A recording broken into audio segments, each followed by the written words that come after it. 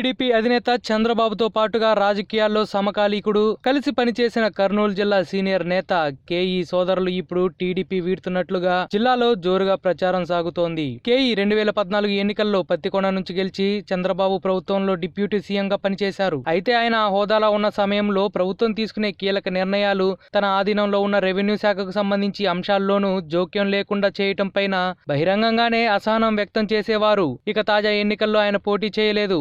ఆయన కుమారుడిని రంగంలోకి దింపారు. కేఈ కుమారుడు శ్యామ్ తాజాగా ఎన్నికల్లో ఓడిపోయారు. ఇక కేఈ సోదరుడు ప్రభాకర్ టీడీపీ ఎమ్మెల్సీగా ఉన్నారు. తాజాగా ఒక బీసీ మంత్రి వారితో మంత్రాలు సాగిస్తున్నట్లుగా సమాచారం. కేఈ సోదరులు వైసీపీలోకి చేరడానికి రంగం సిద్ధమైందని ప్రచారం సాగుతోంది. త్వరలో వారు ముఖ్యమంత్రితో భేటీ అవుతారని జిల్లా నేతలు చెబుతున్నారు. స్థానిక సంస్థల ఎన్నికల నేపథ్యంలో వీరిని పార్టీలోకి తీసుకురావాలని మంత్రి ఒకరు గట్టిగా ప్రయత్నాలు చేస్తున్నారు. కేఈ కృష్ణమూర్తి, చంద్రబాబు, వైఎస్ఆర్ ఈ ముగ్గురు రాజకీయ సహచరులు. కేఈ తొలుత కాంగ్రెస్, ఆ తర్వాత టీడీపీ, తిరిగి కాంగ్రెస్, మరోసారి టీడీపీలో చేరారు. ఆయనతో పాటుగా ఆయన సోదరులు సైతం కర్నూలు జిల్లా టీడీపీలో కేఈ కుటుంబం కీలకంగా ఉంది. అయితే 2014 ఎన్నికల్లో పత్తికొండ నుంచి గెలిచి కేఈ కృష్ణమూర్తికి బీసీ కేటగిరీలో డిప్యూటీ సీఎం పదవి ఇచ్చి రెవెన్యూతో పాటుగా స్టాంప్స్ అండ్ రిజిస్ట్రేషన్లు అప్పగించారు. అయితే కీలకమైన రాజధాని అంశంలోనూ రెవెన్యూ శాఖ మంత్రిగా కేఈకి ప్రమేయం లేకుండా చేశారు.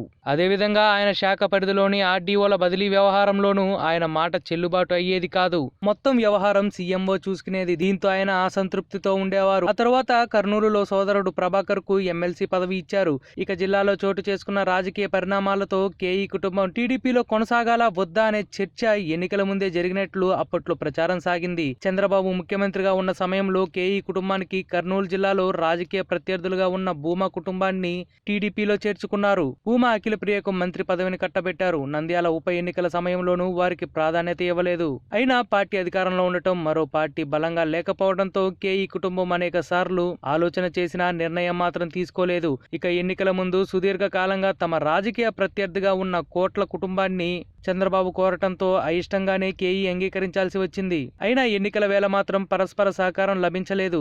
ఇక కేఈ కుమారుడు శ్యామ్ మీద ఆ సమయంలో హత్య అభియోగాలు ఉన్నాయి. దీంతో వారు టీడీపీలోనే కొనసాగాల్సి వచ్చిందని వారి సన్నిహితులు చెప్పేవారు. ఇక ఇప్పుడు జిల్లాలో మారుతున్న సమీకరణాలతో వారు సైతం పార్టీ మారే ఆలోచనలో ఉన్నట్లుగా ప్రచారం జోరుగా సాగుతోంది. మరి దీనిపై మీ యొక్క అభిప్రాయాన్ని కామెంట్ రూపంలో మాకు తెలియజేయండి.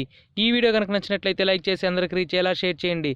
కానీ ఎప్పటికప్పుడు ఇలాంటి పొలిటికల్ న్యూస్ని మీకు అందించే మా ఎస్క్యూ భంగమ్మ ఛానల్ని సబ్స్క్రైబ్ చేసుకుని పక్కనే ఉన్న గంట సింబల్ని క్లిక్ చేయడం మాత్రం మర్చిపోకండి.